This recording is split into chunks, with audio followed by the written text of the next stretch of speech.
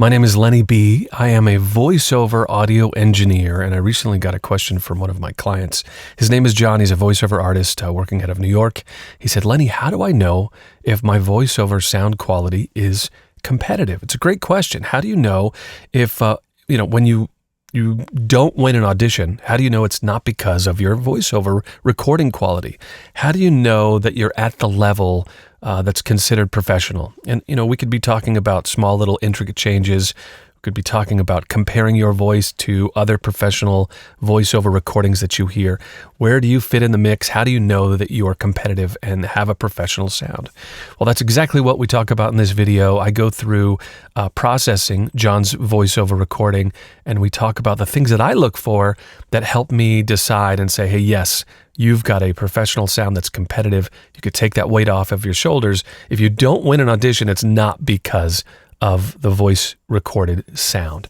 And that's what we're going to talk about and deal with in this video.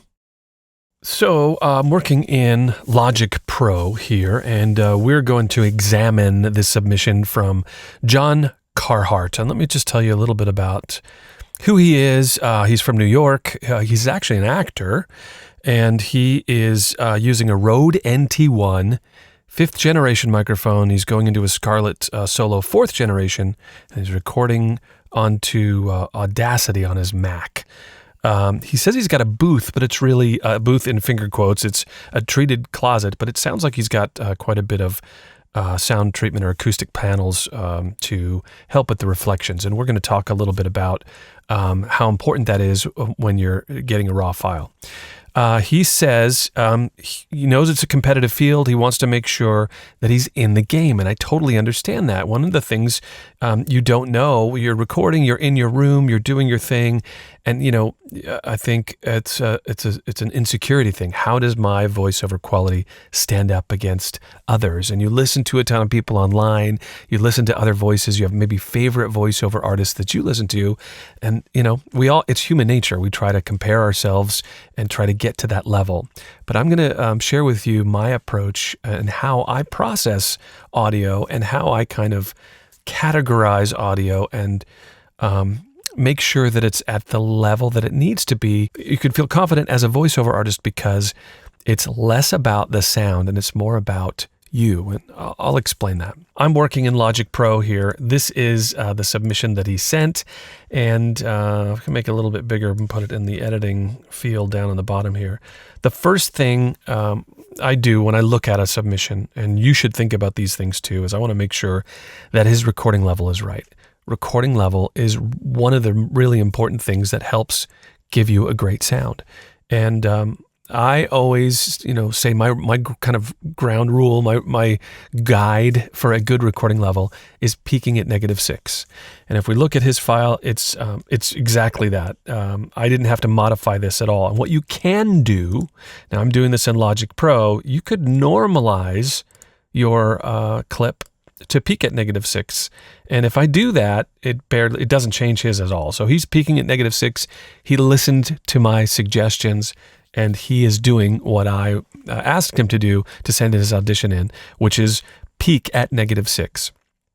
And consider there's one thing here. If he had some portions of his recording, if he had some portions that were much higher or much lower, you would want to split those up and normalize each one of those to peak at -6. So within reason, you have to make sure your dynamics aren't crazy from section to section. But you could see this audio recording is pretty uniform, and these peaks, the highest is at -6. This helps me hit the plugins at an optimum level. This helps his consistency for the sound quality on this recording, but it also helps his consistency when you do it this way. It helps with consistency from recording to recording to recording. So when you send something to a client now versus sending something to that same client 6 months from now, it's going to be uniform, which is important, and that's kind of a quality control thing. What I do is listen for certain things in the raw recording.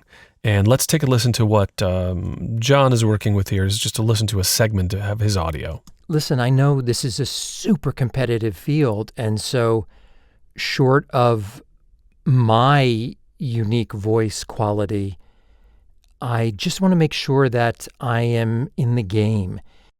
So Right away, I listen for balance, and that is that's a big thing. A lot of times, what happens in a smaller booth or a smaller room, the reflection sounds can be an issue. And what happens is, what I want in a raw recording is your voice, your pure voice, to be captured by the microphone. But any of those reflections that, your voice continues, hits the wall, bounces around, and a reflection goes back into the microphone at a slight delay. That can cause a frequency imbalance, and it can do a lot of things. It could make your audio sound like it has no bass. It could make your audio recording sound like it has too much bass. It could sound hollow. You could have an over sibilant type of sound. These frequency imbalances happen because of the interaction with your pure voice and those reflections at a slight delay. So making sure your raw recording is void of or has no reflection sounds in the microphone is huge. So let's think about what we've done so far. It's got a good recording level, and I'm not hearing any reflection sounds. There may be some tiny reflection sounds. Every room's going to give you a little bit, but not enough for me to be concerned. And yes, that's something as an audio engineer that I'm trained to listen for. But I'll show you when we go into the EQ how you can kind of measure that. We'll look at the EQ settings that I've created for him. Basically, just so you know, if you need more than a certain amount of EQ, it's probably due to a frequency imbalance. Every voiceover that I work on to process, to balance out, takes a little bit of EQ to sweeten, sometimes to fix a couple over abundant frequencies. And that's something that's that I found in John's audio here. But if it's past a certain point, if I have to use a lot of EQ, it's better to go back and fix the imbalance in the room. So even though he's got a little smaller closet that he's working in, he has enough sound treatment. From what I'm hearing, sometimes I'll ask people to send me photos and maybe repositioning the microphone, rotating in the room, facing a different direction, using the back side of a cardioid condenser microphone, using the back of the microphone's rejection can help get rid of some of those reflection sounds in the room. So I didn't hear any of those problems. So let's listen again and listen, for the lack of reflections. You hear pure voice. You don't hear any reflections in any frequency spaces. And there's no long reflections. There's no short reflections. Don't hear much noise. I think he's got a really good sound. This is what I would expect to hear from a good raw recording on a Rode NT1 with a Focusrite Solo. Listen, I know this is a super competitive field, and so short of my unique voice quality, I just want to make sure that I am in the game. Since I didn't really identify any kind of reflection issues or a recording level problem, then I start leaning on the EQ a little bit for balancing. And let's take a look at that now. So if I open up this is the F6 floating band dynamic EQ from Waves. And I use this EQ to fix some imbalances. And you could see that his voice recording had some overabundant frequencies between 200 and I'd say about 500. So, in this space, we did the most EQing. Now, I want you to consider that every EQ is different, and what looks like a big dip here on my EQ, the equivalent may look like a small dip on your EQ. So, it's how many decibels we're attenuating a particular band. And I wanted to show you the before and after. So it's funny because unless you have a trained ear, or unless you've done this a million times, or you know what to listen for, it's kind of hard to hear something and know what needs to be changed right away. A great way to point your attention to the sound differences to reference. So what I love to do is to go back and forth between the EQ'd sound and the non-EQ'd sound. This way you can really hear a difference for what the EQ is doing. And his voice, I think, sounded really good. The raw recording sounded good, but it can be more balanced, and I believe you'll find that a more balanced sound with regards to frequency is a better quality sound. And all of this is leading to making or allowing John to make a stronger emotional connection with the person receiving his story with the person receiving his message, his recorded voice message. And we're going to talk a little bit more about that because I think that's really important. So I'm going to play for you his voice, and in the middle here, I'll engage just the EQ, and I want you to listen to the shift in that low mid frequency space. It was overabundant, and by lowering it and balancing that mid frequency space, it brings up the brightness and the clarity, and it just sounds more even. And that's what we're going to, I'll play those differences for you here. So first, without the EQ, and then I'll engage it. Listen, I know this is a super competitive field, and so short of my unique voice quality, I just want to make sure that I am in the game. There, I'll do it again. You can hear there's more clarity. There's a little less mud in that low, that 200, 300 range.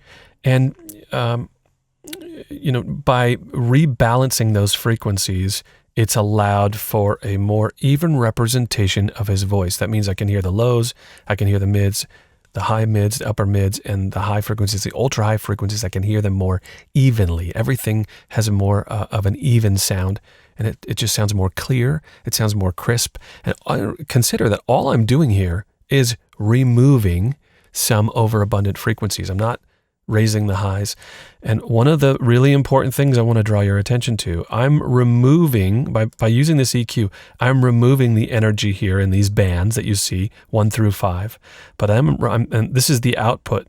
I'm increasing the volume. I'm replenishing that energy, that 3 dB of energy. So, and you'll look at the meters over here, my before EQ and after EQ. So this meter shows before EQ, this meter shows after the EQ. The levels are very, very similar.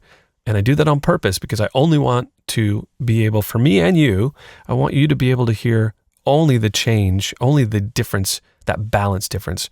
I don't want you to hear a volume difference, and you would because I'm removing energy here with the EQ. So let's listen again, first without, and then I'll engage the EQ. I'll let it roll twice so you can hear the difference. Listen, I know this is a super competitive field, and so short of my unique voice quality, I just want to make sure that I am in the game. Listen, I know this is a super competitive field, and so short of my unique voice quality, I just want to make sure that I am in the game. So the difference here isn't like huge. It doesn't slap you in the face. I guess on some level it does. Like, it's like, whoa, that's much more clear. Especially if you use a discerning ear and you're listening for the balance and stuff. But, what I've found is when you do kind of a frequency change or you do an adjustment like this, most people, if they're not tuned to listen for the balance, or they're not listening for the frequencies, they just know it sounds better, but they don't know why. And I think that's such a huge thing. It's like I don't know why I'm just drawn to this one. It just sounds more clear for some reason. Can't even explain why.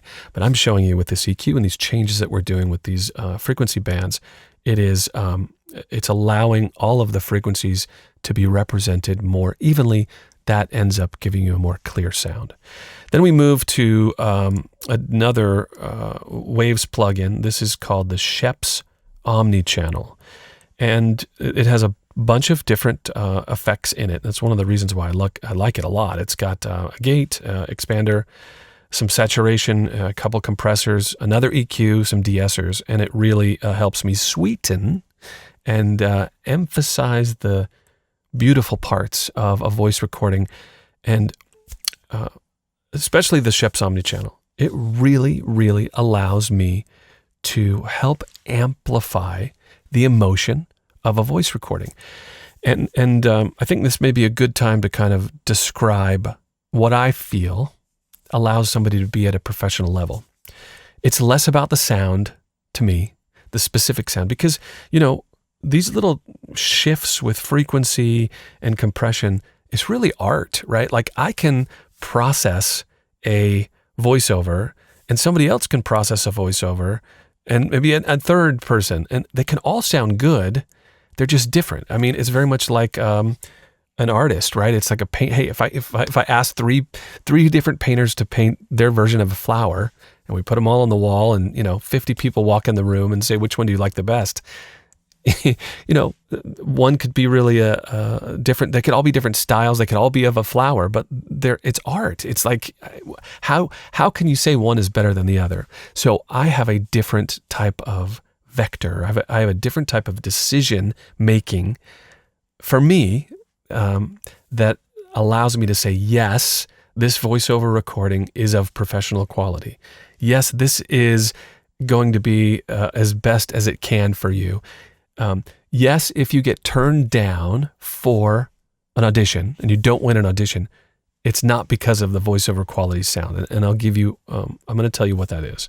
This is really important. I think this is really of the essence. And this will help take some pressure off your shoulders and the weight on your brain. Because a lot of us are like, gosh, what is it? Why am I not getting this audition?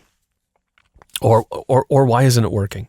I've found a lot of people have marketing problems as opposed to sound problems. Yes, if your voiceover quality is not up to par, that's one thing. And there's a lot of things about the room, but if, or recording level or your equipment is not of a certain professional quality. But once you get to that level, it starts to get unclear again. It's like, is it not processed correctly? So here's what it is. If it's clear enough, if your voiceover recording is your raw recording is clear enough to let your emotion through, and if your processing is being used to amplify that emotion, then it is a professional quality. So it's not the sound. I don't want to give you, there's too many highs or too many lows on that, or it's too bassy or it's not bassy enough or whatever. Because the second thing, what I just explained, is a big part of what I feel makes your sound professional. The second half is if you like it, if you love the sound. If you like the sound of your voice, you will perform better. So those two things are huge, and those two things are what I use to decide if, yes, your sound is of a high enough quality to help you win your auditions, to help you do your thing. I use this analogy for a band a lot. A band on stage, a live band performing, if they're on stage volume, because let's say they're playing in a big theater or something, if on stage their sound is good and they love the way the tone of their guitar, they love the way the drums are tuned, the singer loves the way his voice is or her voice is sounding in the monitors on stage, they will perform better. And maybe you've seen this before, right? You've seen like the guitar player's like, I can't hear him, I can't hear my monitor, or I can't hear the singer, or I can't hear the bass player in my monitor. You'll see them argue sometimes with the sound guy on the side of the stage. If their sound on stage isn't good, they won't perform as good. They're insecure about the sound. They're not in the zone, right? When you love your voiceover sound, you're in the zone. You will perform better. When you perform better, people hear that. Listeners, the people that are putting out these gigs, right? These auditions, they hear that confidence. So my whole point here, and what I want you to digest and understand is, yes, we can tweak the EQ, we can get into all this stuff, but it's really about a certain quality of a raw recording, no reflections. I want pure voice. It's also about recording level, and there's other things, making sure you have an equipment that is up to par. It's connected the right way. The other half of that is if you like the sound, okay? Because there's a bunch of different ways you can process, and there's a bunch of different ways you could make a sound for voiceover with processing. I want the processing to be almost transparent. What I really want them to hear is you. I want them to hear your vibe. I want them to hear your emotion.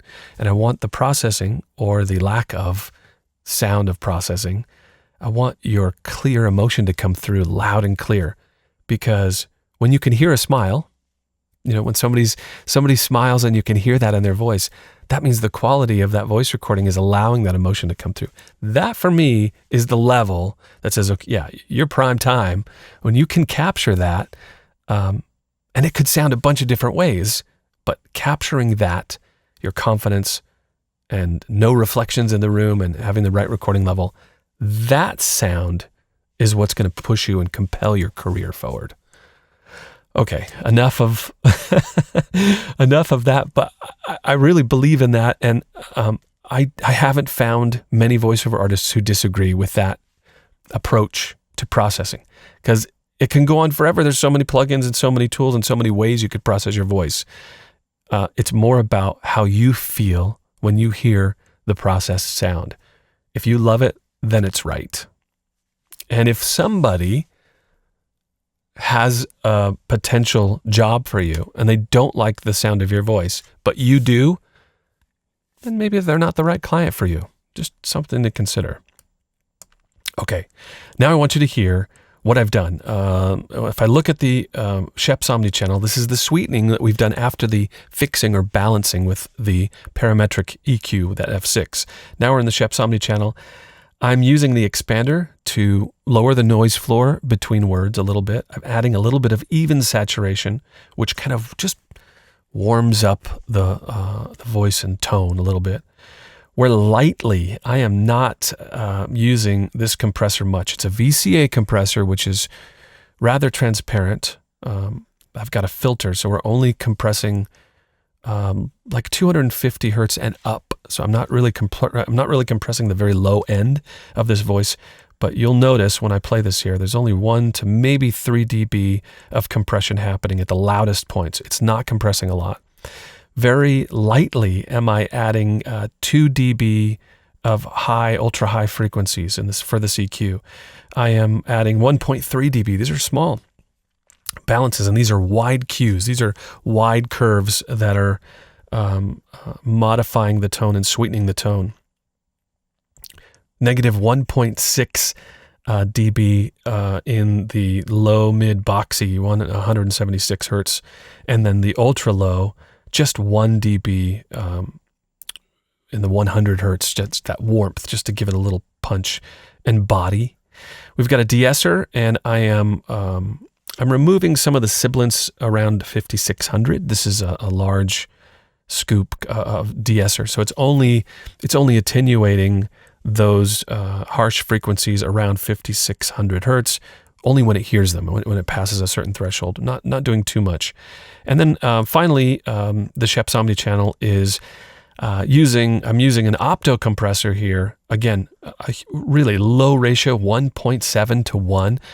There's not a lot of compression going on. It's not used very strong, but there is some opto compression to warm things up a little bit and to smooth it out a little bit further. And again, I'll draw your attention to these meters before EQ, before the F6 and the Schoeps Omni channel in this meter, and after. So you'll see the difference in energy when you look at the true peak, and you'll also the integrated LUFS, the integrated loudness. You'll see it's very, very similar before and after this audio. So we'll run the audio again. I'll keep the F6 engaged, but I'm going to add in the Schoeps Omni channel so you can hear what that sweetening is doing.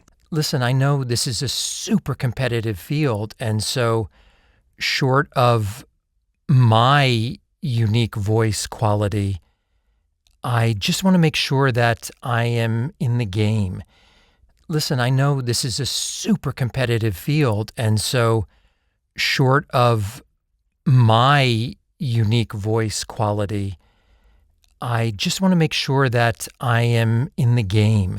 It's a real delicate kind of a change. It's not a huge difference, especially after making sure that the energy is the same, the loudness, because I did have to do some gain staging again. When I added some EQ in the Schoeps Omni channel, I lowered the output on several times. One, and one again. So it's 3 dB. So going into the Schoeps Omni channel, after adding all this processing, I've lowered the energy by 3 dB. So it has a very, very similar LUFS reading and average volume after the Schoeps. But it's such a small little change. And I'll play it one more time for you so you can hear the difference with and without just the Schoeps Omni channel, keeping the F6 engaged. To me, it just sounds a little bit more forward. It sounds like the voice is like a little bit more in your face. There's a little bit more clarity. Again, I want my vector, my goal, my drive when I process a voice, for me, is to increase the power of emotion, the leverage.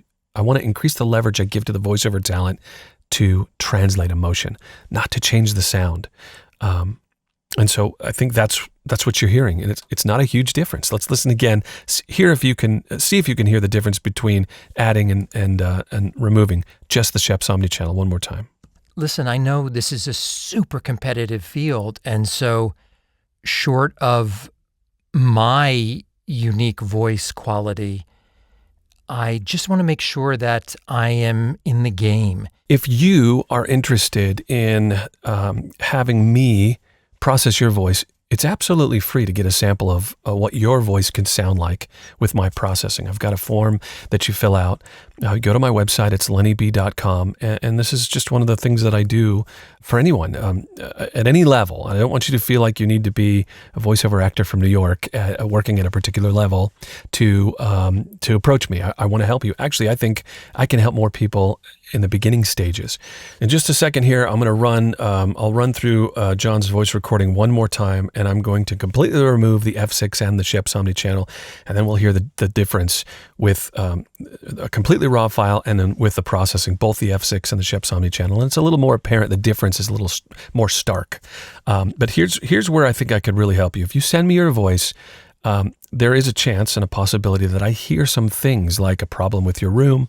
If you are having some issues with some reflections, I can hear that. I can confirm that for you, or what I hear. I can make some suggestions on what you can do to improve that and then send me another file. Sometimes I'm like, hey, you need to improve the acoustics in your room, and I have courses that I can direct you to.